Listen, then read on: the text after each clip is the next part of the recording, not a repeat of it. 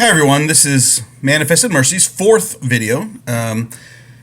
Again, so you know who Manifested Mercy is, we currently serve in the Alton, Illinois area and the surrounding area to assist those whom are in recovery, whom are coming out of incarceration, and those who've been victimized. It is important for those whom have committed crimes and have been going through addiction, since they always hurt people and create victims, that we give back to people that have been victimized. So we also help try to provide for them. The first video we did was based upon safe housing. The second video was on gainful employment. The most recent video that we did before this, our third video, was talking about, the need for good programming and educational pursuits. And today's video number 4 is basically talking about the importance of a faith base. Now, I want to make sure something's clear. Manifested Mercy serves any and all, and there are people out there who are going through this situation who have not got some type of faith base. We encourage that they find something to believe in, and so that's what we're going to talk about today, the importance of that. So let's go through the steps. And as always, so you're not aware, this video will be uploaded to the Manifested Mercy's Facebook page, as well as onto YouTube, and you can probably find them if you search Manifested Mercy on YouTube. And eventually will all be downloaded onto Manifested Mercy's website, so you know where to find these if you see this. All of these are roughly 10 minutes long and can be expanded to an hour and a half for the sake of a conference or consulting, or if there's a meeting where you would like this to be a discussion topic. So feel free to contact us if you have any interest in knowing more about that, and that's certainly a discussion that can be had. So anyways, we want to start off talking about the importance of a faith base. Basically what we're trying to do is we're trying to help a person recognize the need to think higher, think bigger, think something more than yourself. The example I always give, helped a family out, had a wonderful opportunity to help a person get into rehab, and when we were having this discussion, I explained the point to a faith base. So the example I gave with them was a doorknob. And I pointed at this doorknob and I said, look, if that personally is what you believe is your higher power, you believe is your God, you believe is your something to focus on and give extra time or worship to, then let's find like-minded people who think the same. So I have a tape measure here, and if you happen to believe this is your higher power, then okay, let's find some people who believe that this is also what you believe. I personally have always shared that I believe in the Christian God, and that's my stance, and I volunteer and serve, and we'll talk more about that.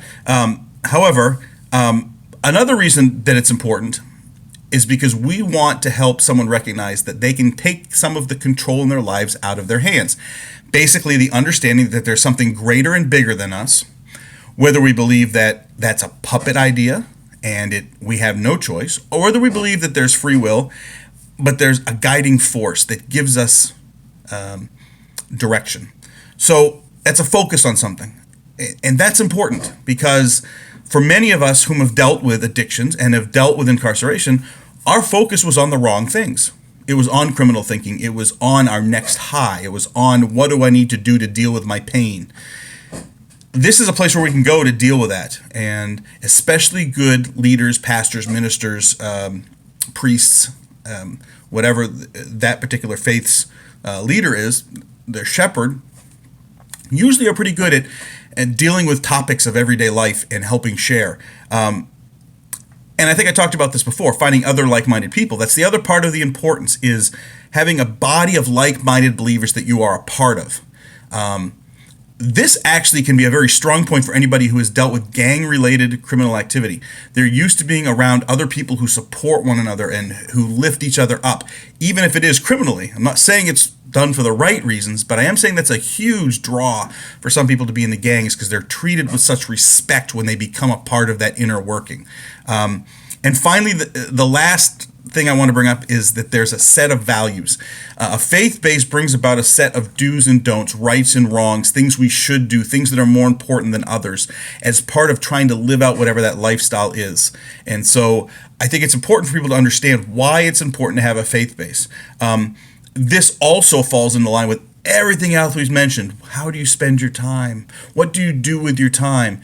If you have a loose set of times and you don't have a faith base, a job, a safe place to live, programming to go to, then you have a lot of free time on your hands. And unfortunately, free time in today's society for teenagers and adults involves drinking and drugs and things that are not correct.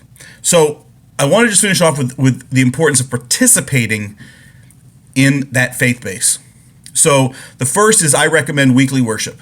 Now for me, that is mostly Wednesday nights. Now I occasionally serve and volunteer on a Saturday or Sunday at my particular place of worship, at my church. However, my worship night is Wednesday nights, and I most of the time will not volunteer those nights because for me, that's where I get to focus and really get involved in the worship service as far as my relation with my God. So we fully support that if you get yourself involved in a faith base, you should attend once a week. By the way, when you're looking for a church, we don't believe in church hopping. We do believe in church searching. The difference is when you're searching for a church, you attend a church for a few weeks at a time, and then attend another church for a few weeks at a time, or place of worship, and find which one you like the best. We believe in what's known as call of the shepherd. Forget the programming, because that's all great. Forget necessarily even the people around you, because that's important. When you are trying to find a place of worship, you are looking for a place where the pastor inspires you and you can enjoy worship because of how they lead. So call the shepherd. Anyway, so weekly worship, one. Secondly, small groups. This is where it is important to find out if there are any groups within the church you can be involved in. Could be, if you're a male, that there's a male Bible study or a male men's business breakfast, or there could be an active fellowship group that goes golfing or biking. Find a group that you can get involved in with some men that enjoy doing something that you enjoy doing, or where you can be lifted up. So small groups. The third thing, volunteering. Find a way to volunteer. If you have an opportunity, they need somebody once a week to come in and clean the bathrooms, then you be the best you can be at cleaning toilets or sweeping or vacuuming or neatening or picking up or setting up. That's volunteering, and that's important. Every church, every place of worship, every group needs people that are willing to do anything to fill up. Finally, the last thing is giving. We fully recommend that if you're going to be participating in some type of faith base, that you give back in your time and your money and your effort to support that, because you'll be spending it in the wrong way otherwise. That's it for today. Hope you enjoyed this video. We'll see you next time.